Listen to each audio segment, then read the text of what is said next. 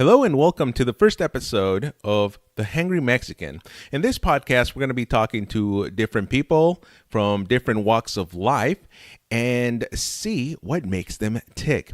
I'm excited about today's episode because today's episode is very special. My first guest here is going to be my good friend Vicky Nguyen. She's a superstar. She is a heck of a journalist, and currently she's a reporter with Spectrum News 1 in Los Angeles. And she's had a very long, fruitful career as a journalist in the news industry. And I can't wait for you to hear what she has to say about all that and about her upbringing. And full disclosure, I was in Fontana at the time of the interview, at the NASCAR races out of Club Speedway, and Vicky was gracious enough to give me a bit of her time to sit down and do this interview. She's a very busy person, and after you hear this interview, I think you'll understand why. So let's get started. I can't wait for you to hear all of what she has to say. So sit back and enjoy the show. DJ, roll that music.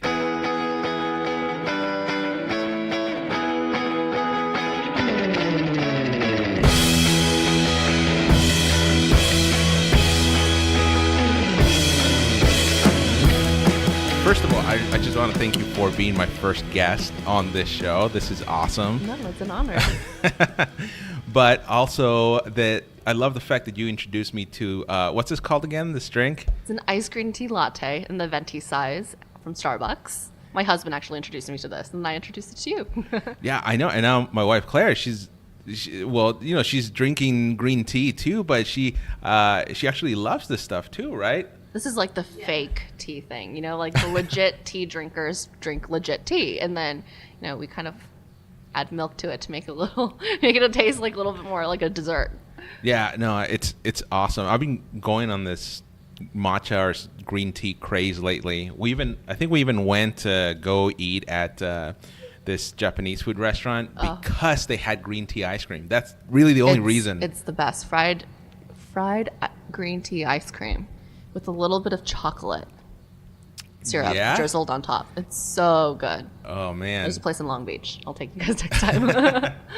Yeah, well, that's the other thing. Like, you're probably one of the few people that I know that actually I think knows food. Like, you got a real good culinary experience and skill behind, you as a person. Like, when did you even start getting into this foodie craze? Don't ask me to make food, but food, I love food. My husband and I love food.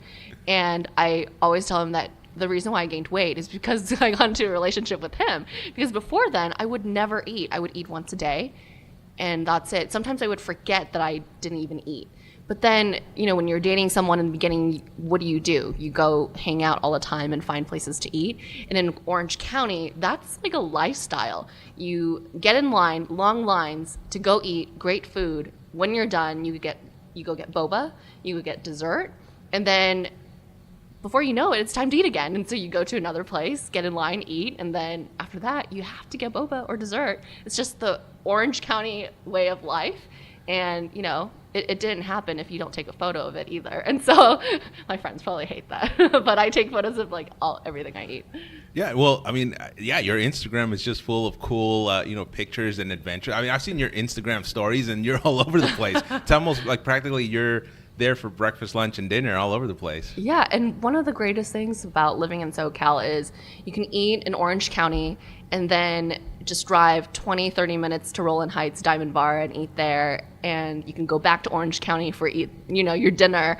And we just have so many great food. And I have to say, people in our generation, I think they are becoming business owners in Orange County, and they come up with the craziest ideas, but they work. And it's all about making food that looks good, tastes good, and most importantly, will look good in a photo on social media. And that's how they get people in. You don't even have to pay for advertisements anymore. You just need to make your food look like it's going to go viral, and people will come. Yeah, it's very social media driven. Yeah. And you actually told me about this some time ago, about how the new generation is taking things from, and you can correct me if I'm wrong too, but they take the old ways, the old recipes, and then they put a twist to them. Yeah, exactly. So everybody knows one of Vietnamese people's staples is pho, P-H-O. People call it pho, but it's pho. And it's so good. It's great when it's cold outside and it's rainy. And even when it's like 90 degrees outside, you still want a bowl of pho. There's just something about it that makes you think of your mom or home. And there's this group of Vietnamese people who created this restaurant called Vox, V-O-X. And oh my gosh, it's like Vietnamese recipes, but then they add some sort of different twist to it to make it so younger generations will go. And they just created their own restaurant. It's called Soup, but it's spelled out S-U-P. So non-Vietnamese people would call it sup, but it's soup, meaning just soup broth. And they created this bowl of pho, which looks like it's a standard bowl of pho, but then the meat that they use, it's like good quality meat that you would eat at Shabu, and it's just, everything is just so good. I love food. Well, one of my favorite places that you actually introduced me to as well was Slice. Yeah. It serves shabu. Yeah. Or is it shabu? I never remember. We just call it shabu. Back in the day, we used to say shabu, but then it's like a Madonna thing where you just want to use one word, and so we just say shabu now. Oh man! So what exactly is shabu? Okay, so it's Japanese cuisine, and you can choose different types of meat. And so I love now I'm totally forgetting, but I like the tonkatsu broth, which is spicy pork bone broth. And then you marinate meat and you put meat inside, you dip it, and then you can dip it into different types of sauces. Sometimes people who don't like to eat like beef or pork, they can get seafood, and it's just so delicious. That's one thing that I could probably eat for the rest of my life, and I'm not even joking. My husband and I will go eat it 3 times a week. At different places, awesome. Though. Every single day we would go to different places. And I know this, Slice, Yeah. The server goes around and she has these little drops of really hot drops. And they will not release the recipe for that. It's like a secret everywhere you go. If you ask them, hey, where'd you get your hot drops? Oh, we can't tell you. It's a secret. Oh man. Well, how many drops can you handle? Oh, just one. Once they accidentally poured two drops. I ate it. I was hot though, man. But I remember there was this one time, this little girl next to me, probably 10 years old. She asked for 7. And I just thought, oh my goodness, she's going to die. But she totally survived just fine. Oh man. Well, I actually was there. The last time I was there, I was with Bachelor party. Exactly, the bachelor party. Yeah, with the boys. And one of my friends, he's Indian, and he loves spicy stuff, but I never really realized how spicy of anything he actually liked. So oh my God. I think he ended up getting 12 drops. Okay, that's a record. Yeah, and I was just, my jaw just dropped, and he didn't even break a sweat. That's the thing that was really impressive to me. Oh my gosh. Yeah, it was a surreal experience, but he loved it. It's so good. Mm-hmm. I think anyone who likes savory foods, spices, or even like sour taste in their food, it's so good. It's just so fun. You're making your own food. In the beginning, honestly, the very first time I tried shabu, someone said, oh, we should go try this place. And I thought, why would I spend $30 to make my own food when someone else should make it for me? That's the whole point of going out to eat. But once I gave it a second shot, I just loved it. It was so good. Yeah, no, it's well, that's one thing that I've noticed with the Asian community. It's that the food is so good, looks good, tastes good, and it's super healthy. It's almost like healthy eating, really. If you skip the bowl of rice, it's probably going to be healthier for you. But for sure, you're eating meat, protein, and you're eating veggies, a lot of veggies. And you can even order seconds and thirds of veggie bowls. And so it's pretty healthy. The red meat, probably not too good if you eat it too often, I think. Oh, yeah, no, I hear you on that. I try to not eat so much red meat. I usually do chicken. Chicken I can do really well, and then fish. as long as it's not super fishy, I can handle it. It's hard to ask a fish not to be fish. Yeah, exactly. But for the longest time, I could not eat sushi because it just was so yucky to me. And then Claire, she reintroduced me to it, and I figured, you know what, I'm do it for love. Yeah, and I'm 28 years old. I shouldn't be stuck in my 12-year-old mind on food. So I tried it and I liked it, but it has to be from a good sushi place. Isn't that the rule? It has to be from an actual sushi place. And everywhere is different. And to be honest, I don't eat fish either. And a lot of people, especially Asian people, always give me crap about this, basically. But my grandfather, he didn't like fish. And so he told my grandmother, no fish in the house. And so my grandmother on my mom's side didn't cook fish. So my mom didn't eat fish. And so none of us, myself, my sister, my brother, eat fish. And, when I went to Japan last year, that's like the mecca of fish, like the mecca of sushi. But I just couldn't eat. I just couldn't do it. I just can't. But my husband loves fish. Wow. But yeah, if you go to a legit good sushi place, they use such fresh fish. Wow. And you went to Japan because it was part of your honeymoon, right? Yeah, and we're going back next month. Oh, I'm so excited. Nice. Yeah. Very nice. Well, I still remember the wedding. I cannot forget that. What would you even call it? It's like the reception with You went to billions. a legit Vietnamese wedding, like a super traditional wedding. We, of course, included a lot of the Western kind of influences, the American things, but I thought it was really important since I'm the first kid in my family and on my side of the family to get married. And I think it's really important for my parents, and it kind of, helped my siblings a little bit, because when it's their turn, they won't have to go through that whole thing because they probably hate it. But I thought, for my parents, I'm going to do it. And I think I really loved it.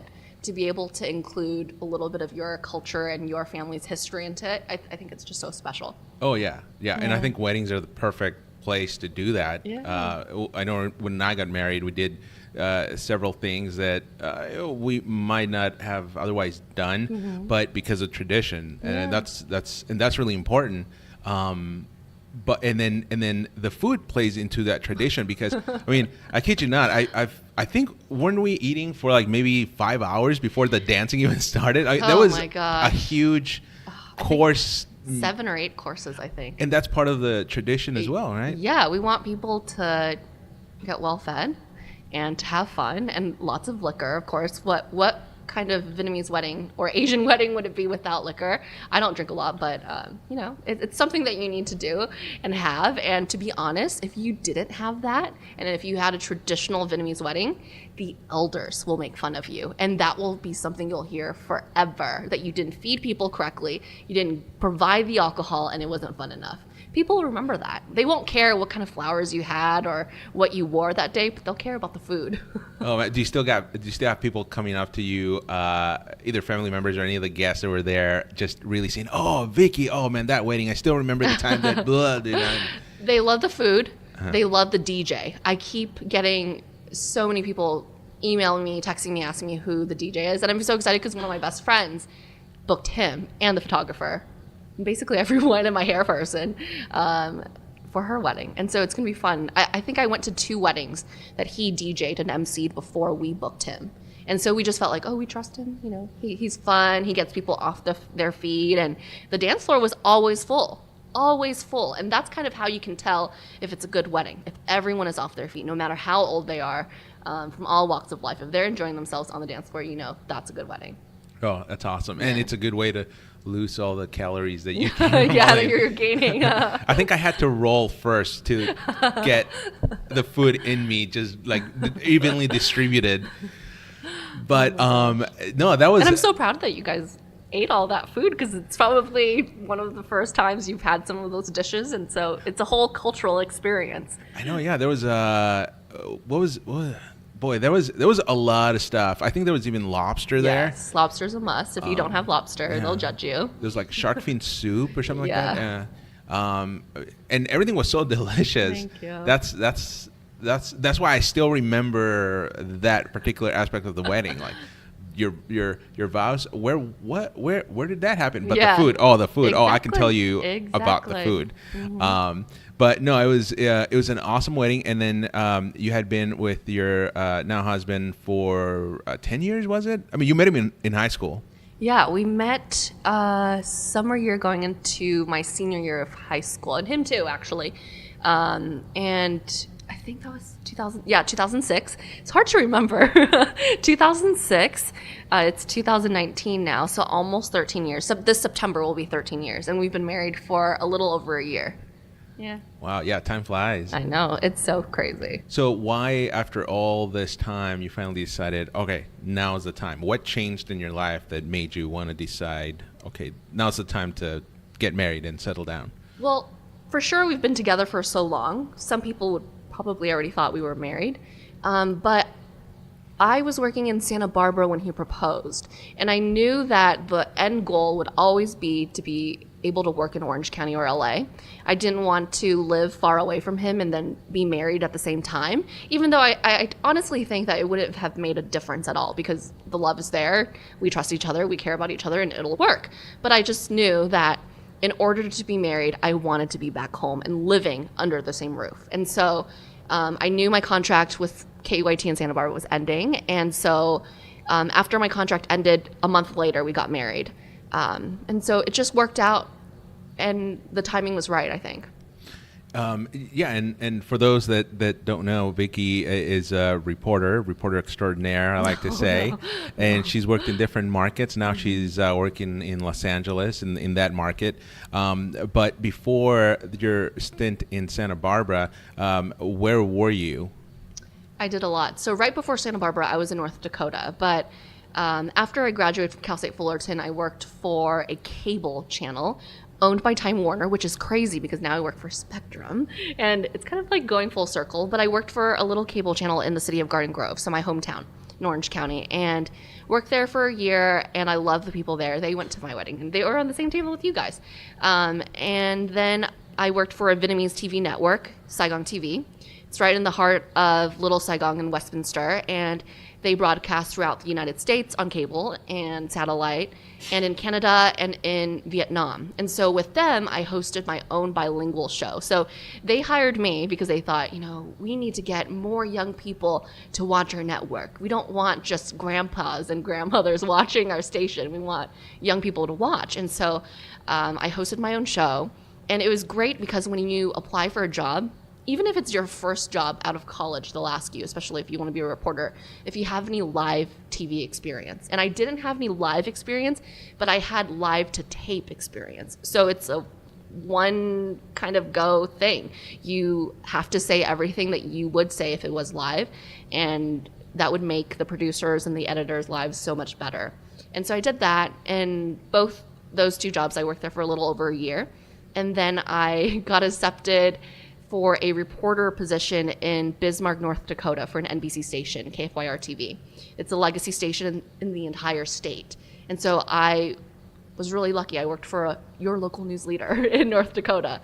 And then I went to Santa Barbara for 2 years, and now I'm back home. So growing up, were you ever a news junkie? Like, were you, oh my gosh, as a little kid? You can't pull me away from the TV.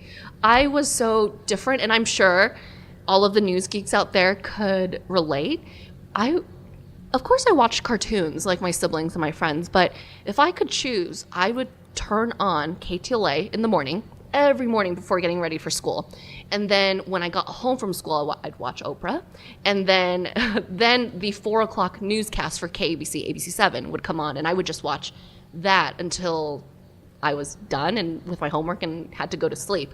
But I loved the news. I just thought, oh, it's so cool. These people are witnessing history, and they're telling me what's going on, and it just looked so glamorous. And I really looked up to a few people on local TV news. And I just thought it was the coolest thing. It'd be so cool to do that. And while all of my friends wanted to be doctors, lawyers, pharmacists, like all of the other Asian parents wanted, I was like, I'm going to be different. I'm going to be on the news. And I would tell all of my friends in elementary school, junior high, high school, I'm going to be on your TV set in LA one day.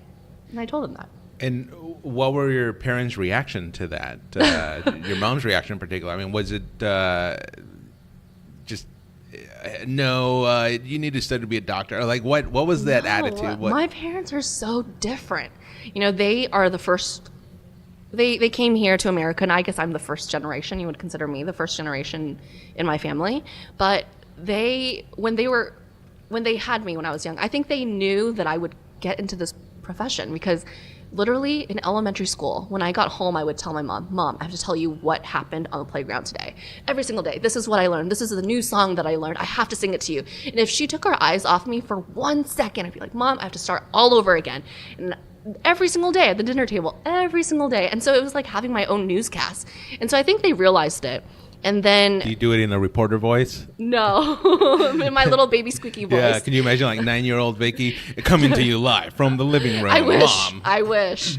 But I think they kind of figured that out. And then when I graduated from school, got an internship and started working, I think they were a little skeptical because they thought, oh my gosh, they're only offering you that much and you went to college? We spent all that money and that's how much you're gonna get paid? And it was kind of sad because as Asian parents, they didn't have any family friends that they could ask, hey, your daughter is also a reporter, what is it like for her? Because all of their kids are lawyers, doctors, pharmacists, and they had no one to turn to when it came to advice. And so they kind of just had to go with me as I went on this flow. And of course, they would always ask me like, why would they tell you to cut your hair? No other job would do that. And why aren't any of these stations calling you? How come they're not offering you a job? And why are you getting paid peanuts? But it's part of this life. But I think they understand it now. Yeah. And, the news industry is just, there's a certain belief, and I think even now there's a certain belief with people that aspiring journalists, I like to say, that feel that TV news is still in the golden era where you get paid a lot of money and you get this notorious or this celebrity status no on TV, and like the anchorman type era, and it's not really the case anymore. You kind of have to just do it because it's your passion, and in your case that is really your passion. You like telling stories, and there was a story that actually my wife is right here, and this was actually she's feeling a little under the weather. But I really wanted to ask this question because it really comes from her, and I hate taking credit for stuff that's not mine. So Claire, come over here and ask Vicky the question you had, because I think this is a good insight of how Vicky works when gathering her stories out of passion. Hi everybody, Claire here. So I saw on Vicky's social media this week that she interviewed an actor from Growing Pains. Yeah, Jeremy Miller. Yes, and I was like, Vicky, and it was a Los Angeles-based story. I was like, oh, she's the Orange County reporter. I wonder how she got that story. So tell us how that developed. Okay, so the story was mostly filmed in Santa Clarita, which is in the San Fernando Valley, but it had an Anaheim tie. And there has been times where I've covered stories in LA, but I love Orange County so much, and that's why I applied and accepted a position to cover Orange County. It's my home county, and I care about the people there. But with this story, I first found out about it because there is a company in Orange County, specifically Anaheim, right by the Angel Stadium. It's called BioCorrex, and they have this recovery program for people who are addicted to drugs, like hardcore stuff like heroin and alcohol. And they have been using this implant that many other countries are using, but for some reason in the United States they're not using it that often. It's not this big thing. It's kind of like an underground thing, even though it's all legal.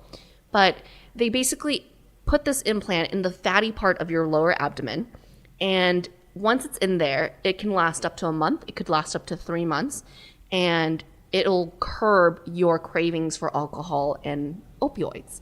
And so I thought, oh my gosh, that's so interesting. And then now they got this grant to make it so they could get approved by the FDA, the U.S. Food and agriculture department within the next 4 years. And if they do this, if they do get this approved, they could market it and sell it at a much lower rate. So instead of paying $1,000 plus for one implant, you could buy this for a couple $100 with insurance if they get the FDA support.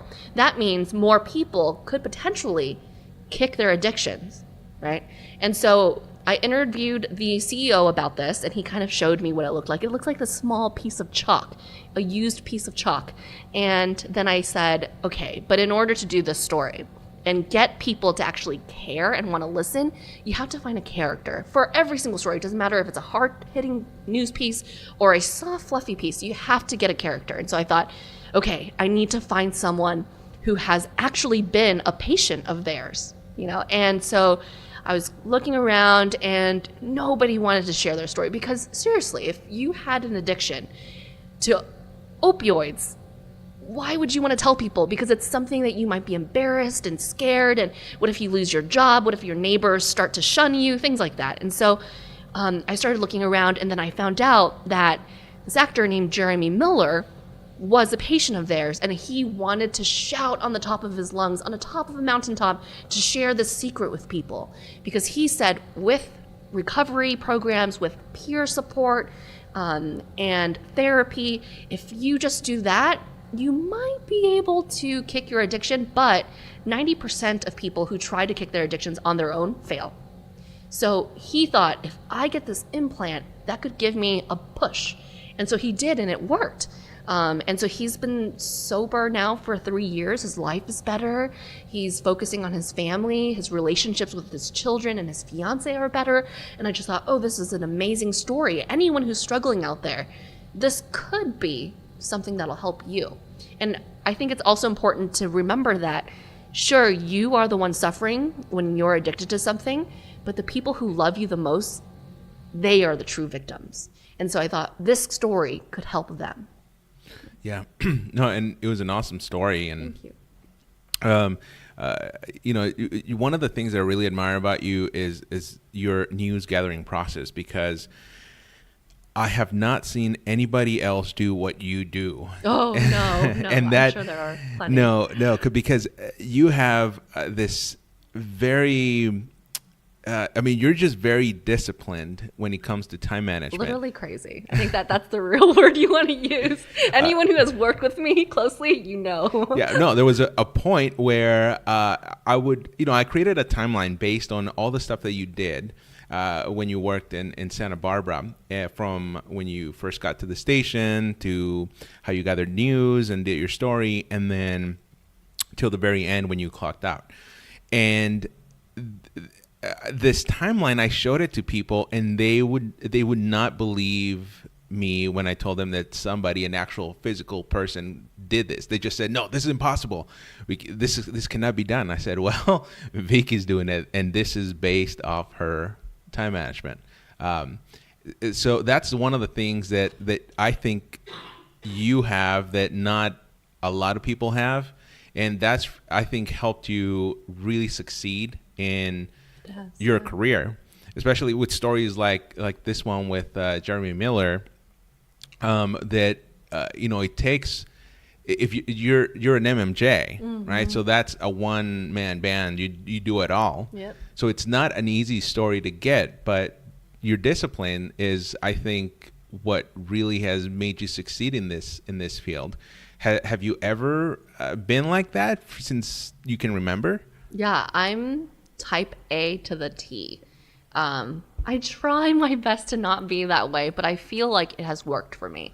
I'm a planner. I basically have planned my entire life, and if something doesn't work out, I always try to figure out a way to get to that point, no matter what. Even if I have to take back roads or whatever, I will get to that point. Once I set my mind to something, I just have to check that box, or else it's going to bother me. And I feel like in order to succeed, you have to know what you want to do, or if you at least know that you have to try to find ways to get to that point. You can't give up. You have to be self-sufficient. And especially as a multimedia journalist, you have to be self-sufficient out there. If you break a nail, no one's going to come and help you. You know, you have to find that interview. It doesn't matter. And I have to say, knock on wood, I've never missed slot, ever, in my entire career thus far. I've never missed slot because that's just how I am. I will skip meals. I will even forget to go to the bathroom for an entire 9 to 10 hours because I'm so focused on getting this in. Because in the back of my mind, I think if I don't get this in, this is the chain. The associate producer is going to get in trouble. The producer is going to get in trouble. The executive producer is going to get in trouble because their show is going to tank, even though probably they'll have something else to put into my slot. But in my mind, I think there's this chain, like this long chain of people that if I don't get my stuff in, they're going to get in trouble. And I hate letting people down. And so no matter what, I will put my work first. And I guess that might not be so good if you're trying to balance work and life, but that's just how I am. I love to plan, and I feel more comfortable knowing that I have a plan to get to where I want to be. So how much of this is just the way that you were born versus how much it is, being taught or instilled? Did your upbringing have anything to do with how you are as a great worker? I mean, you have this great work ethic. So how much of that is the upbringing that your family gave you? I think it's a lot from my parents. I would have to say I'm so lucky. When I see a lot of my friends and see what their parents are like, I'm so lucky to have mine. My parents both came here from Vietnam separately. They didn't know each other then, of course, and my dad started working, doing assembly work in this small business, and he had this drive in him that he wanted to become his own boss. He is an engineer. And so he worked his way up and opened up his own business. And for a person who came to America with nothing, no money in his pocket, to be able to have his own business and to be a boss of more than 10 people, that's a big deal for him and for me. And then my mom, she had me at a very young age. She had me when she got pregnant when she was 18, had me when she was 19, didn't go to college. And so it was so important for me to go to college and to prove to her that, hey, just because you couldn't do it, I can do it for you. And with my mom, just the smallest things, like my mom was basically from kindergarten to 12th grade, she was only late one time in picking me up. One time. And my poor mom still beats herself up over it because it was a rainy day and my sister and I held hands and we thought, oh, it's been an hour. Mom still hasn't come. I think we need to walk home. And literally we live 0.3 miles away from school. But my mom just remembers that day and she keeps telling me that, oh my gosh, I was at this doctor's appointment and in my mind I was envisioning my poor two daughters drenched in water just walking home. And I think that's where I get the whole thing of never being late. I just can't be late. I just can't. Late for me is being on time, And so I think I learned those kinds of personality traits from my parents. That's who they are, and I just don't want to let them down either. Oh no, I totally feel you on that because the way that my upbringing was. Involved my parents doing a lot of sacrificing on their part to get us through school and just through life in the small town of Santa Barbara. But one of the things that I really admired about my parents was the flexibility that they had to just allow us to be ourselves. But I just never really wanted to let them down either because I understood from an early age that they had sacrificed all these things that, now I have, along with my wife, things that they are just barely getting at this stage in life because they couldn't earlier because we were born. I'm the eldest of a bunch of four, a bunch of pack of wolves. That's probably why we get along. And when I got to college, I worked. There was a time in my life when I was a full-time student in college, at the University of Santa Barbara, UCSB, and then I was working two jobs at that time. I was part-time working at the news station in Santa Barbara, and then part-time working a student job at the college. And I don't even know how I even survived. I mean, I think I must have only slept 4 hours a day or something like that. But it's just it all worked out in the end. But yeah, my fear was just letting my parents down and also failing at my job. Mm-hmm. And so I was asked once by a manager that wanted to hire me, and it was during the interview process. They asked me, well, what are you afraid of about this job, or what about this job scares you?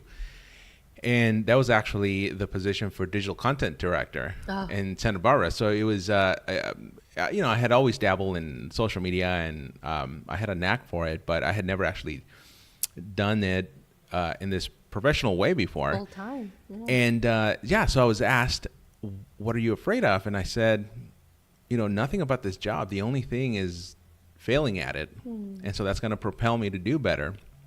But I think that you're the same way. You just hate just falling flat. If something doesn't work, you make it work. Mm-hmm. Right? Like, what is there a story in recent memory that you can think of where things were not, you started the day and pretty soon you realized things were not going to be going that way, and you somehow made it work? Yeah. So in the news business, we have this thing called day turns, right? You go in, you get an assignment, and you make it happen before your live shot. At Spectrum, things are a little bit different, but they're still considered day turns. So I'm not going to go live for the story that day. I'm going to go live in the morning. But they give you these assignments where you could get at a traditional news station if you just interview this one person. But in order to personalize a story in a way that I would feel like I did a good job, you have to find that character. And so this story came after the California governor, Gavin Newsom, said that he's going to sue the city of Huntington Beach because he believes that they have not met the requirements they have signed up for providing adequate affordable housing units for people in their community. So, for example, if you have 100 people living in your population, but if there are 20 people who are homeless, you need to provide an adequate amount of affordable housing units for those 20 people.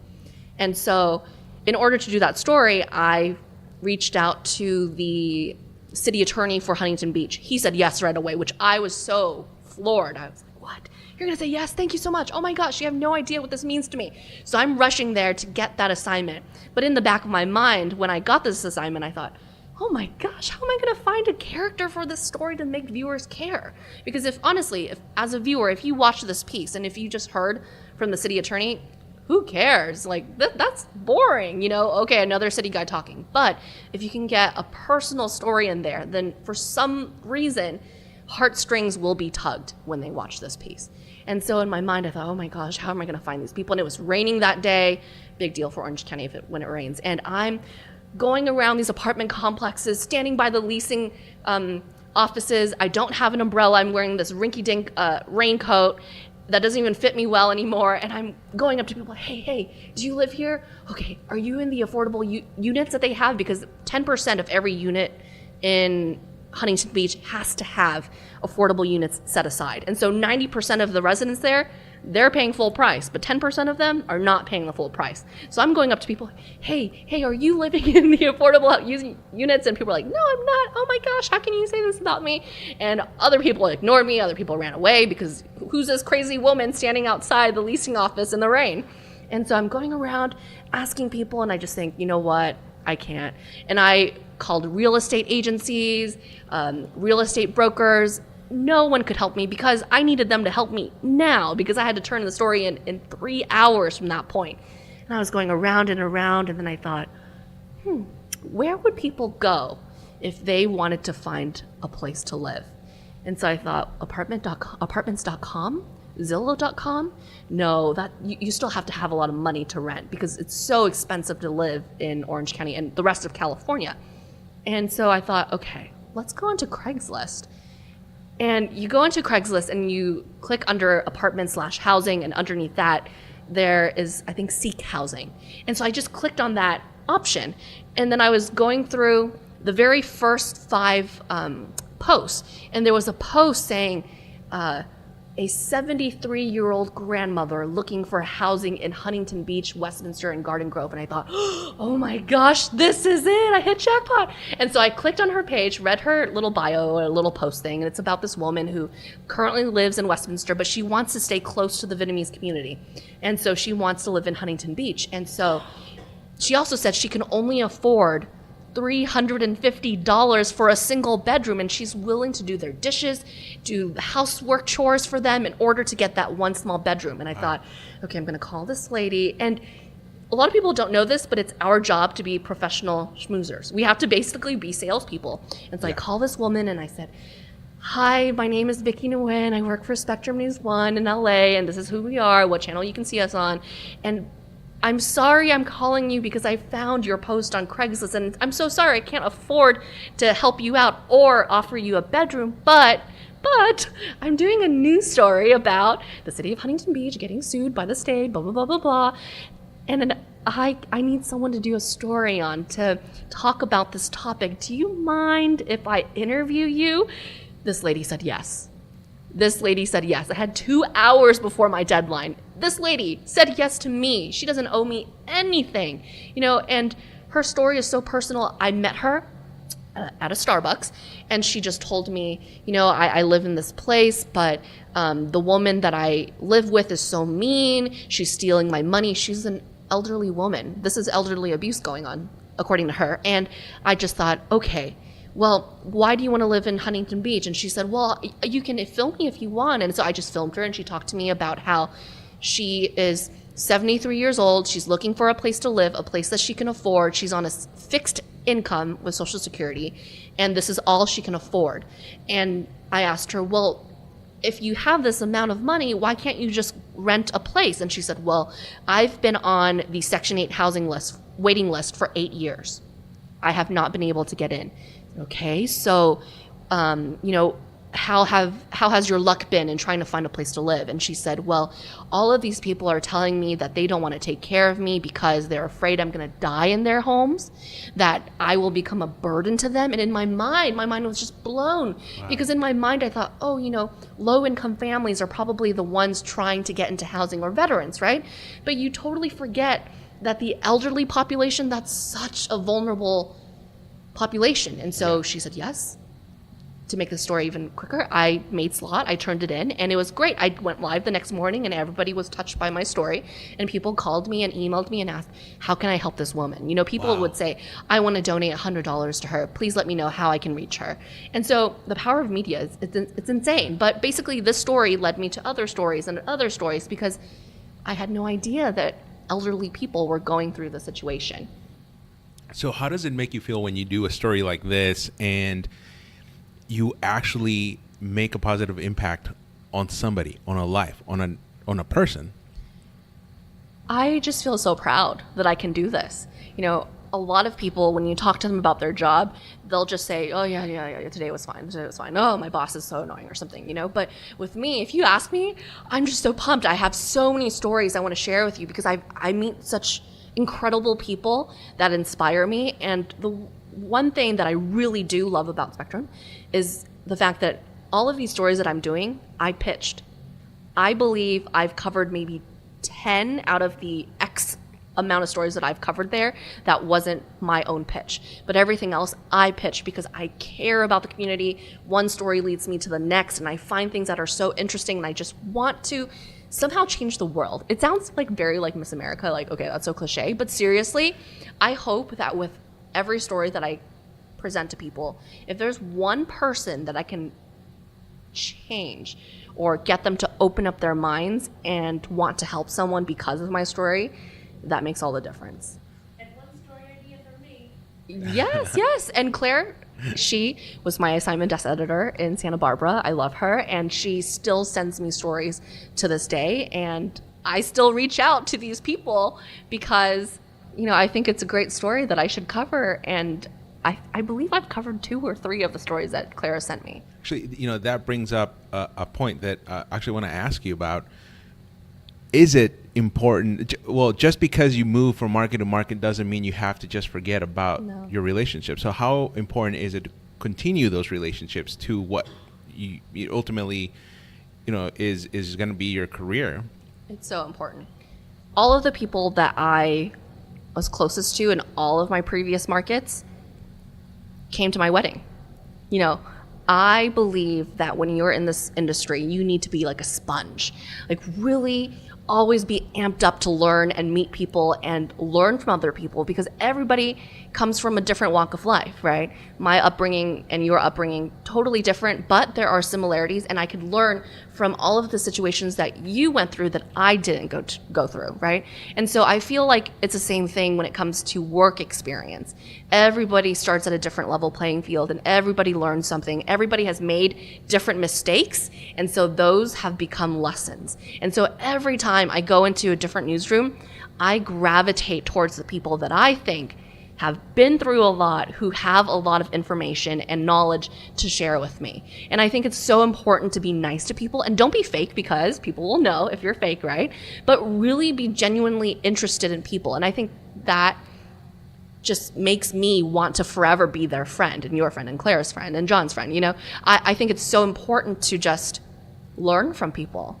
Don't be in a box, because if you want to be in a box, you can't be in this field, because you need to be empathetic and open-minded when you go out on shoots and meet people that you interview. Same thing when it's inside the newsroom. Everybody has something to offer you, and you have something to offer them. And so I think it's so important to keep in touch with these people, because I feel like every single market that I've been to, every single job has taken me to the next. These people in the small cable channel in Garden Grove, I had zero experience. I was so green. They gave me a shot. They helped me put my reel together, and they launched me to my next offer, which was in North Dakota. I had other offers. I chose North Dakota.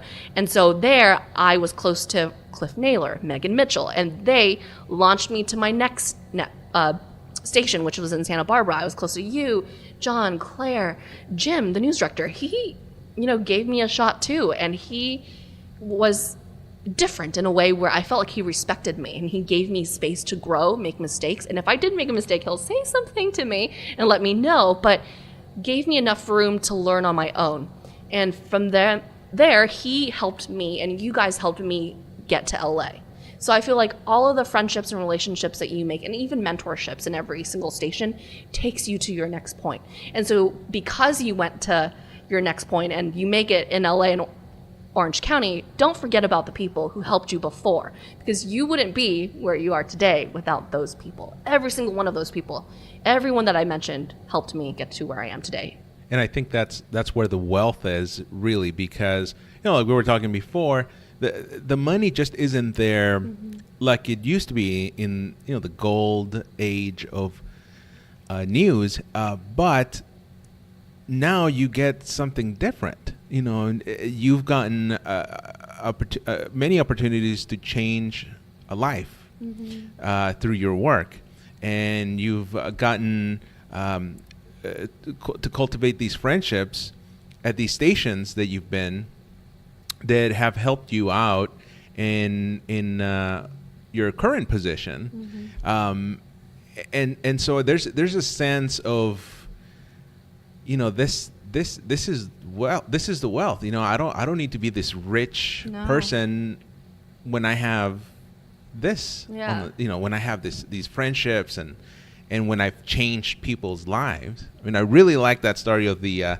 elderly woman. Odette. Her name was Odette. I'll Odette. never forget her. Yeah. What a name. It's I like know. a 1950s name. Odette. Yeah, That's awesome. She spoke fluently in English. She was this old Vietnamese lady. I was so surprised. Yeah, I'll never forget her. And then, do you speak Vietnamese fluently? I do. I'm so thankful that my parents made me speak Vietnamese. I'll tell you though, when I was growing up, I remembered my mom would talk to me in Vietnamese in front of my friends, and I would say, "Mom, stop doing that. You're embarrassing me." And I thought, don't say anything in Vietnamese in front of my friends. Please, don't. But then I realized growing up, and especially before I moved to North Dakota, I thought, Asian drivers. And I'm Asian, so I can say this, but oh my gosh, they suck at driving. I can't wait to get out of Orange County. I can't wait to move, because I hate waiting in line to go to this restaurant, and I hate Vietnamese food. I hate leftovers, things like that, right? Moved to North Dakota, where the Asian population was 0.001%, and totally changed my perspective on everything. And now I can't even be more proud to be an Asian American and to have all of the things that I've grown up with. Did you feel like the move from your home in the OC to your first market, which was North Bismarck, Dakota? North Dakota, yeah.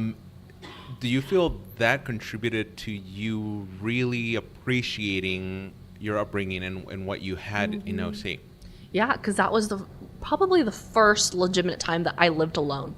You know, I had my own apartment, paid my own bills, and before I paid my own bills, but I still lived at home, which, you know, you still had that safety net if you didn't think that you would have enough money for your phone bill that month. But to actually live alone, to find food on your own, and I told you in the beginning I can't cook, or I alluded to that fact, right? And so having to find your own food, fend for yourself, and you're so secluded, you're away from your childhood friends, from your parents, you're there alone. You start to realize, oh, it would be really nice to have a friend go with you to Walgreens or CVS today, you know?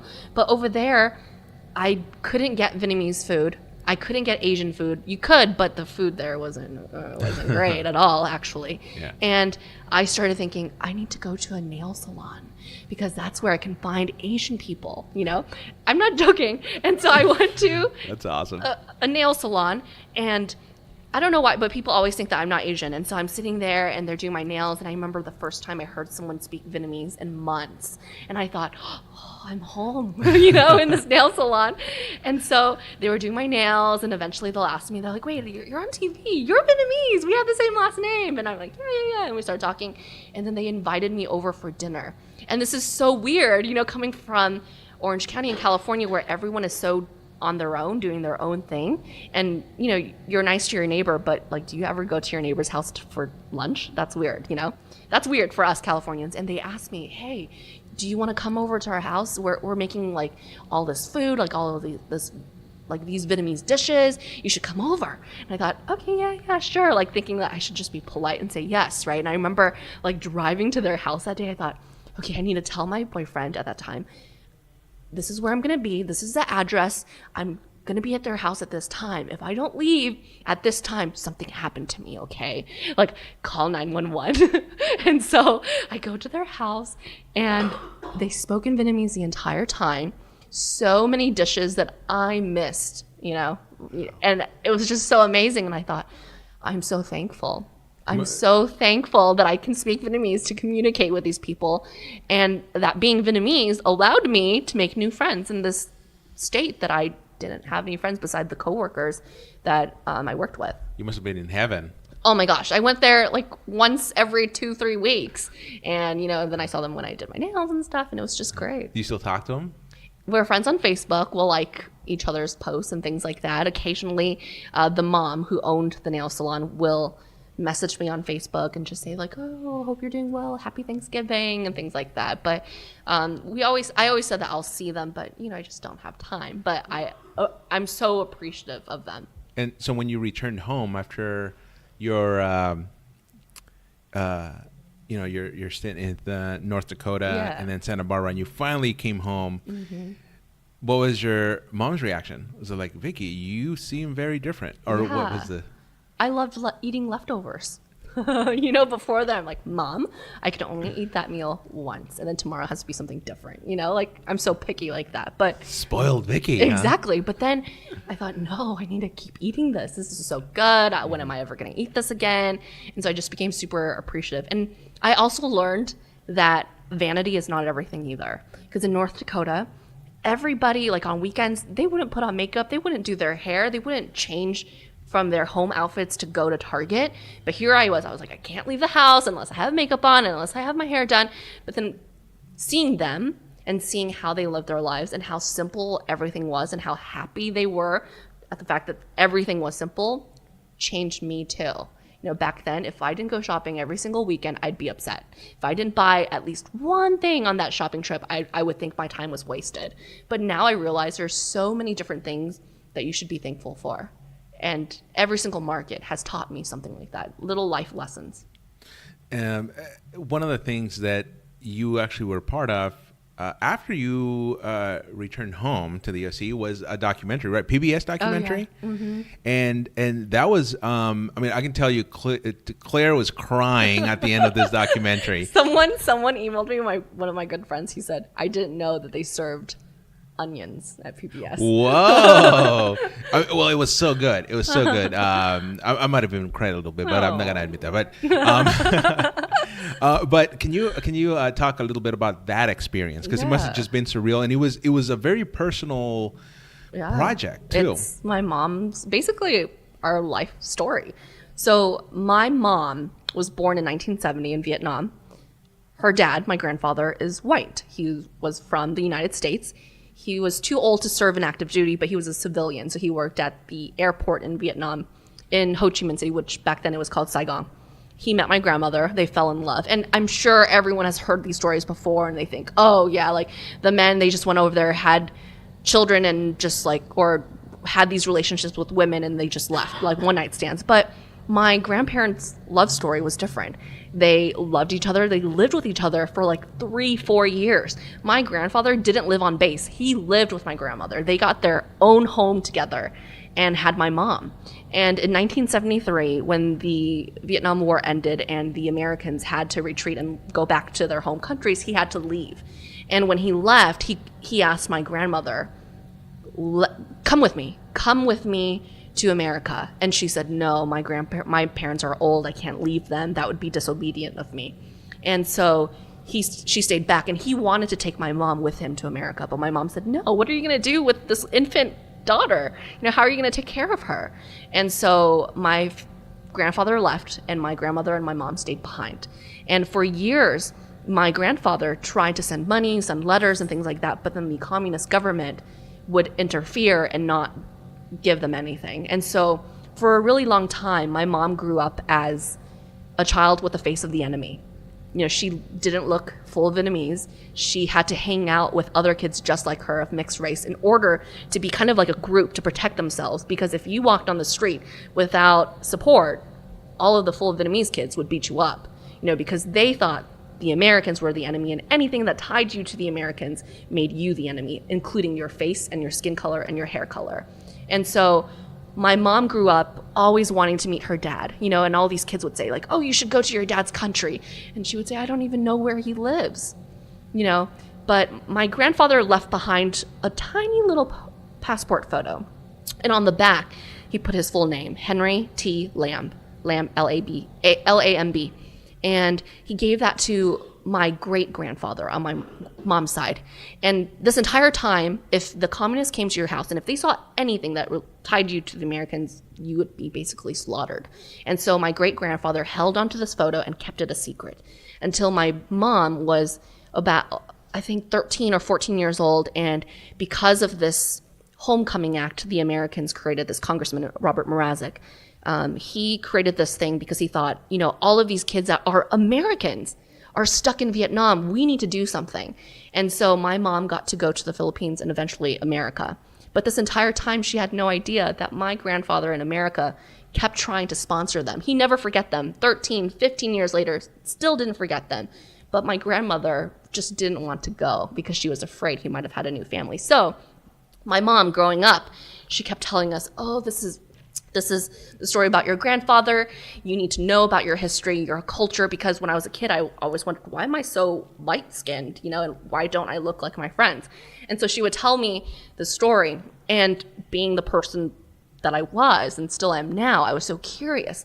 And so when Facebook was invented and, the internet was invented, they had all of these like chat rooms and forums. And so I would look up Vietnam veterans forums, and I would type up my mom's story, like, hi, my name is Vicky Nguyen. I'm the granddaughter of Henry T. Lamb. My mom is blah, blah, blah, blah. This is where my grandfather was stationed, and this is their love story. Does anyone know where Henry T. Lamb is? And all of these people would email me and would say, oh, I don't know your grandfather, but here's this other site that you can go to and post your story there. And so I kept doing that over and over and over and over. I think I did this in like 2011, 2012. And then in 2016, October of 2016, while I was still in Santa Barbara, early in the morning as I was getting ready to go to work, I got this email from this girl named Rosie Pooley. And on the very bottom in her signature area, it said Blink Films, the UK. And I thought, this is so weird. I clicked on it and she said she found my post on a forum in 2000 that was dated back in 2013. And they're working on a show. She wouldn't say who was going to air the show and what kind of show, who the host and narrator was going to be. But we're working on a show. And I saw your post and it's so interesting that it's not the child looking for the parent, but it's the grandchild looking for the grandparent for their parent. And so she just thought, this is so interesting. When can we talk? And so for literally 3-4 months, with the time change and everything, I would have to wake up super early before work to Skype call Rosie, and she would ask these questions, and they basically wanted to vet us to make sure that the story was legit, my mom is actually this person, and this story is real. And so eventually they said, okay, we're going with you guys, because they interviewed all of these people and they ended up choosing us to be part of this episode in a docuseries for PBS, produced and narrated, hosted by Ann Curry, and it's called We'll Meet Again, and it's basically connecting people who have somehow been pulled apart, disconnected because of a historical event. So in this episode, it was the Vietnam War. And so they interviewed my mom, they interviewed me, and that was it. And they connected my mom with her half-sister, which we knew she existed because Leslie was actually flown to Vietnam when Leslie was 18 to meet my grandmother while my grandmother was pregnant with my mom. And so we always knew that she was out there, but little me didn't know that Leslie could have been spelled a different way. I always thought Leslie is Leslie, but her name is spelled Lesley. And by then she got married and changed her last name. And so we couldn't find her. Wow. Sorry, it's a long story. No. This is great. And it's an awesome documentary that I think everybody has to see. And we won't give away the ending, but there is a sense of closure, I should say, by the end of the documentary. There is a sense of closure.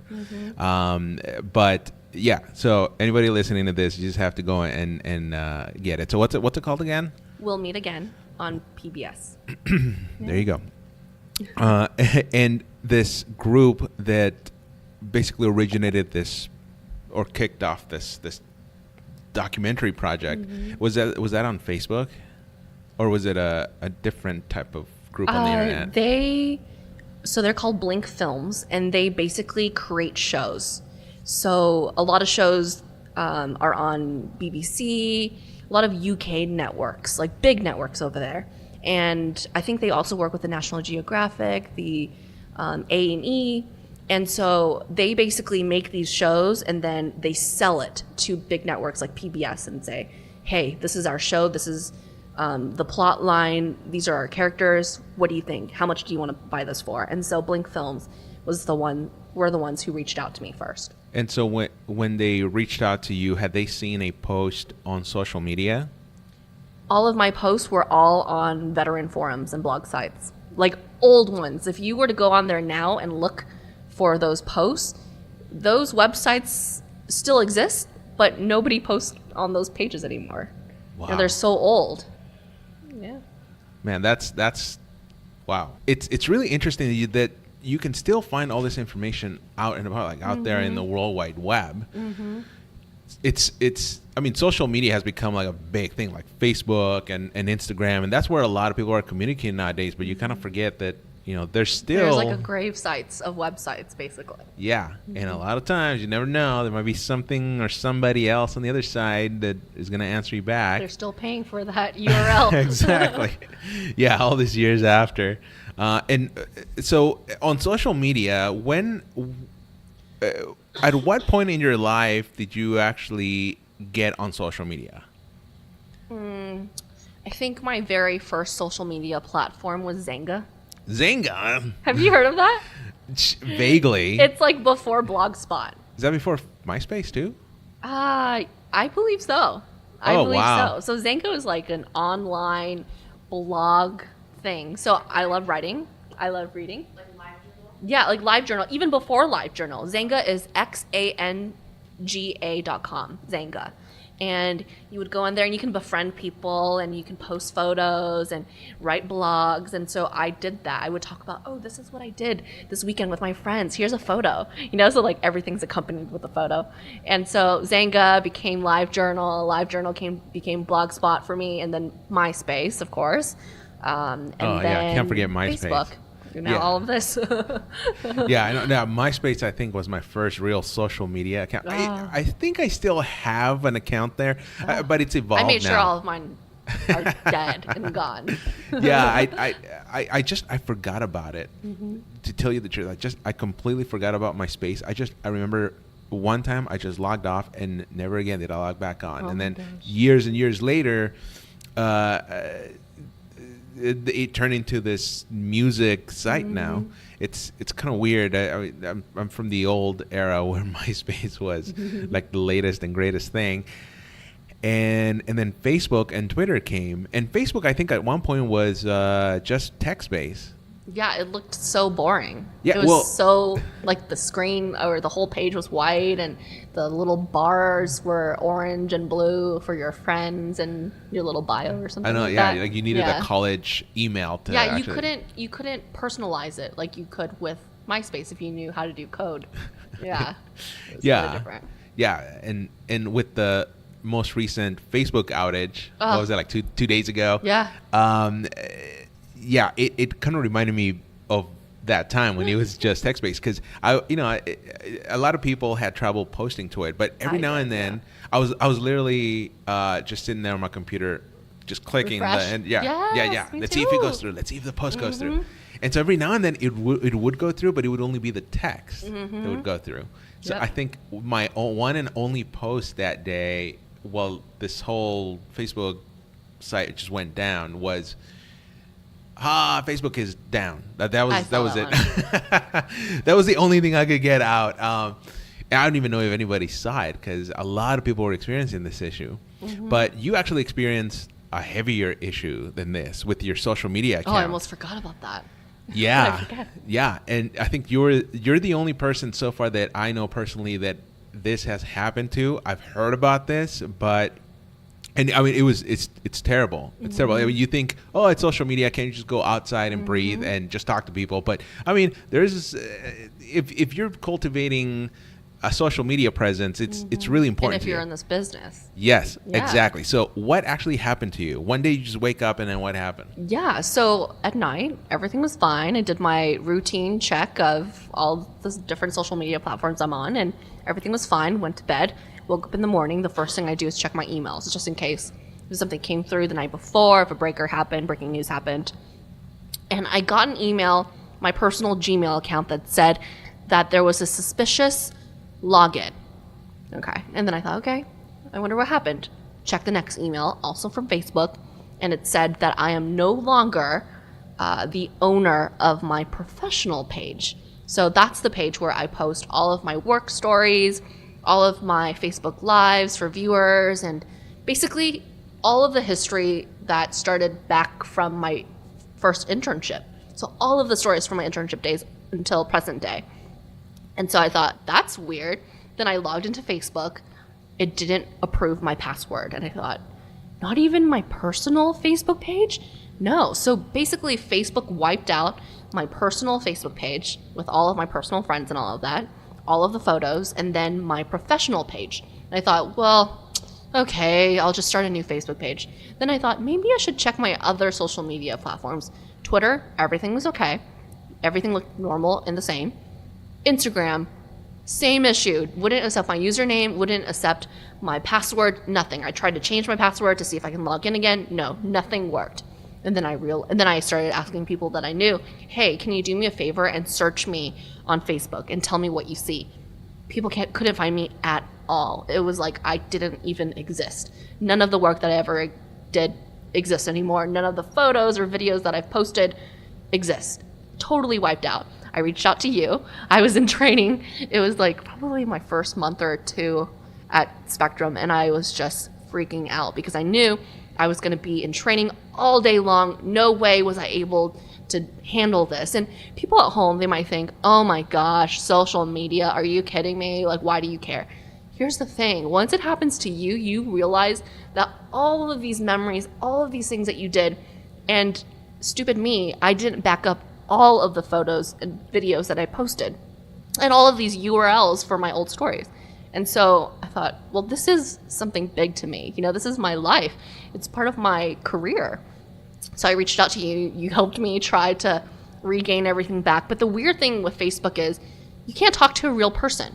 You know, you think you're talking to someone, they'll say, oh, my name is Phoenix. You know, they'll give you some weird name like that. And it's not a real person on the other end. And so I believe it took close to a month or almost 2 months. And I decided, okay, you know what? I'm going to reach out to, I think Oscar helped me twice. I tried to do it twice and they still wouldn't say that they would reinstate my pages. They kept saying that I violated some guidelines, like posting something that would be terrorist related or, you know, like something just horrible, you know? And didn't you track down the page? Like nobody else could search for your page or find your page, but then you could see it. Yeah. And so that was the weird thing. Later on, I found out whoever hacked my page, there's an option to go into the settings where you can make your page, or you can hide your page from people living in certain countries. And so United States was one of them. And so whoever hacked it didn't want anyone from the United States to see my page anymore. But Bangladesh, India, those kinds of countries were able to see the page. And it was hacked by someone who posted like all these photos of women in questionable outfits and things like that. And I basically got the page back because the corporate people who handle media and digital for Spectrum Charter Communications had a real life representative that they talked to on a regular basis who was able to reinstate all the pages for me. No, that was crazy. Yeah, no, that's great. But how were you able to find that page being in the U.S.? Because it was only you, I think, that was able to discover that. Yes. And so what was weird is when you log into Facebook, if you have these pages, it'll appear on the left side panel of your page when you log into Facebook. And for me, I could still click on it, but I couldn't do anything. I couldn't post anything. I can't delete a post. I can't ban anyone, but I could see the settings. And so once they reinstated my page, I was able to go in and look through the settings and saw that they blocked the United States. Wow. Yeah. So then I ended up removing that and then started blocking India, Bangladesh, and all these other states and countries. Yeah. No, well, yeah. It's horrible. Yeah. It's I felt like I lost like my arm.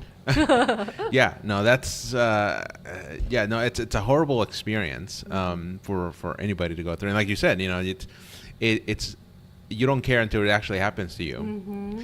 And then it turns into a big deal because now if when you get hacked, well, in your case, somebody posted things that weren't good. No. And it's my brand, that exactly. They're posting all these weird stuff on. Exactly. And it was, you were verified too on Facebook. So it doesn't matter if you're verified or not. This can happen to you. Yeah. I don't know what they gained from getting my page, but it could happen to anyone. Exactly. Yeah. The only Vicky Nguyen that kept coming up was the other Vicky Nguyen. Oh, I always tell people because I still get messages from people saying, oh my gosh, you spoke at my son's school. You're so amazing. Or I love that story that you did. And then I'll sit there thinking, wait, I didn't talk to any school recently. And then I realize, oh, you're talking about her. That's the more experienced and more talented Vicky Nguyen. I came later in life, but she's amazing. She's in the Bay Area, NBC Bay Area. Oh man! Now we got a Vicky Nguyen in the Bay Area, Northern California, and we got a Vicky Nguyen in Southern California here. Yeah. That's awesome. Mm-hmm. Well, Vicky, is there anything that we forgot to talk about? I don't know. Crazy stuff. No, I'm kind of vanilla, really. Which is my favorite flavored ice cream. Mine too. I always get made fun of, but that's okay. Oh, same here, especially by Claire, who right now is giving me the stink eye. Yeah, but vanilla, it goes with everything. But like I said, lately I've actually been getting into the green tea ice cream. I told Claire, I said, look at you venturing into like the rocky road of flavors. Well, yeah, it tastes really good, especially with the way they served it last time, I even posted a picture of it on my Instagram account. Yeah, it's like the chocolate syrup and the almonds and the fruit, and I mean it was just so delicious. I think it even had a piece of mint in there, but it was so refreshing. But I told Claire, I said, I think I found my second favorite. Well, it's a trade up between first and second flavor ice cream. It's like vanilla and green tea. That's a big thing to say. Oh yeah. But whenever we go to the grocery store, we always kind of, I don't want to say fight because that's not the right word, but bicker. Yeah, exactly. Quarrel a little bit to take a turn from the 50s. Just about what ice cream we should get because she likes the ice cream that has all these. She's adventurous. Let's say she's adventurous. Exactly, and I'm always why don't we just get vanilla? And then for me to be adventurous, I think I would say French vanilla now. French vanilla, yeah, or vanilla bean. Oh, it's the big thing. Once I discovered vanilla bean, it was game over. But yeah, when you go to the grocery store with your husband, that doesn't happen. Really, honestly. Yeah, because you go out and eat, right? Yeah, but then when you do go to the grocery store, it's for what? Besides groceries, what do you need from the store that you usually go like, hey, I can't get this at a restaurant?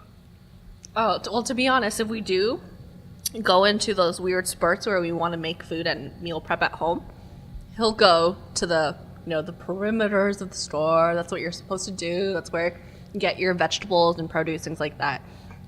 I go to like kombucha, chocolate vanilla pudding. Kombucha. Do you like that stuff? Certain flavors. Oh man. Certain flavors, but I'll go to like pudding, things like that. I don't really go into the aisles that you're supposed to go into.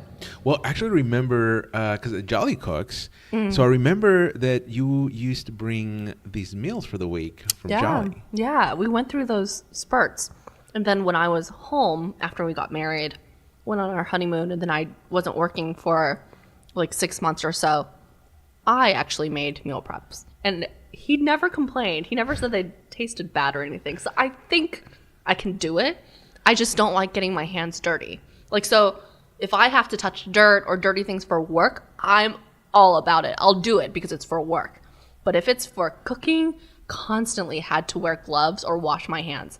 I just feel like I have bugs on my hands or something. It's so weird.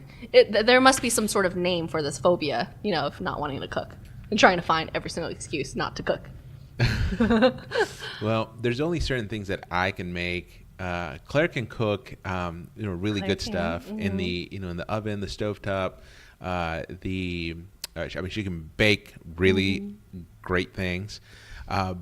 But for me, I can do the grill very well, Yep. and then I can make breakfast really like a really good breakfast. And actually, the breakfasts that I make are not really Mexican breakfasts. There's everything that I cook is basically things that I've seen on movies. Because I grew up watching, American cinema. My parents would watch the Pedro Infante movies, the Cantinflas movies, these old Mexican films, and I like them. I like them too. I like them now. But the movies for me were just a big deal in introducing me into this American culture. Did movies play a part in the way that you saw life? In either SoCal or just here in the U.S.? Well, I love movies. We love going to the movies. We used to go like every weekend. Now we go whenever we have time. But I feel like movies made me the kid that I was when I was afraid of my mom speaking Vietnamese. Because you thought, well, none of the characters in movies spoke Vietnamese and no one did this, no one did that. And so it always made me think that I should be like them, those movies that I'm watching as a kid. Now, as I'm a lot older, I realize that that's a different reality, and you don't have to be a part of that mold. And so I think because of the movies that I've watched, because of the people that I've seen in movies, I realize how important representation is. You know, not saying that every single movie has to be Crazy Rich Asians. You know, I'd prefer to see Good different movie. colors in Good movie. films and things like that. But I feel like it's so important. And even when I go out, if someone sees me and they're just like, "Oh, I've never seen an Asian person in your field before. I've never met someone in your field." They Yeah. actually tell you that? They'll say that, especially in North Dakota. You know, when are you going to see an Asian reporter on your TV screen in North Dakota? Yeah, and so I think movies made me think more about representation and what it means to people. Yeah. Did that also kind of play a part in how you are as a journalist? Did you feel like pressure to be a journalist that represented this hidden voice, or a journalist that was like all the other journalists that you just wanted to fit in? Like, how did I think it's really made me to go out of my way to find people to interview or focus stories on that you would not typically interview. You know, so if I knew that this story is based in a Latino population, I would go there, even if I didn't speak the language, because I know that that's where the story happened. I need to get a person of color to be a part of this. And I've tried to cover a lot of stories that represented what Orange County really is. Because people think about Orange County, they think about beaches, palm trees, rich housewives, right? Mm-hmm. But Orange County is so much more. There are poor kids living in motels, you know, people who work for big corporations and they don't get paid well and they're homeless. And so I try my best to interview people and cover the stories that you would not typically see that amount of coverage on any other channel. Yeah. And finally, I want to end the podcast with just on a lighter note and just talking just something about you. What is your biggest pet peeve? I feel like there's so many things that in the moment I'd be like, "Oh, I hate that." Pet peeve. There can be more than one, too. Sure. Okay. Just mean people. Mean people who, you know, make you feel like there's something wrong with you, and they make you kind of like loathe yourself. Because I think there really is no room for that in the world. Everybody has so many different things going on in their lives, good things and bad things, that's just negativity that you don't need. So mean people. I guess mean people. Mean people. Yeah. Lazy people. Lazy people, mean people. And just not giving people recognition. So, for example, news directors, when you apply for a job, you know, you go through and put so much effort into your reel, your cover letter, things like that, and email. You know, you like seriously craft things to the T. But then they don't reply, even if they don't like you. Can you just reply and say, sorry, no, or even no, you know? And that's the same with text messaging. If I'm texting you like a couple sentences hoping for a reply, just because you agree doesn't mean that you should just not reply at all. At least say okay. So I think people who don't reply well through text messages and emails, mean people and lazy people. 3 things. Yeah, that's a good combination there. Oh man, well, one of my biggest pet peeves is talking when you're hangry. So we're gonna end it here because we're gonna go and have dinner. You're gonna be joining us, of course. Yeah. What time is it? Yeah, dinner time. Oh yeah, dinner time. And we are recording here from a little motel in Claremont because we're doing NASCAR weekend. Well, there's NASCAR this weekend, and this is a good place good little studio setup here, portable studio setup. But yeah, so we're gonna go eat before I get hangry. So Vicky, thank you for joining us on this podcast. And that was Vicky Nguyen. I hope you enjoyed that interview as I did. I really want to thank her again for taking some time out of her busy schedule and sitting down with me for this chat. If you want to follow her on social media, she's on Twitter, Instagram, and Facebook. Just look for the handle Vicky Nguyen News. Send your comments and questions to hangrymexicanpodcast@gmail.com, and we'll read some of those responses on the show. And if you loved this podcast and this episode, please subscribe to it, tell your friends, and rate it with positive reviews. And it's available wherever you get your podcast. We're on Apple Podcast, Google Music Store, we're on Spotify, TuneIn, wherever you get your podcasts.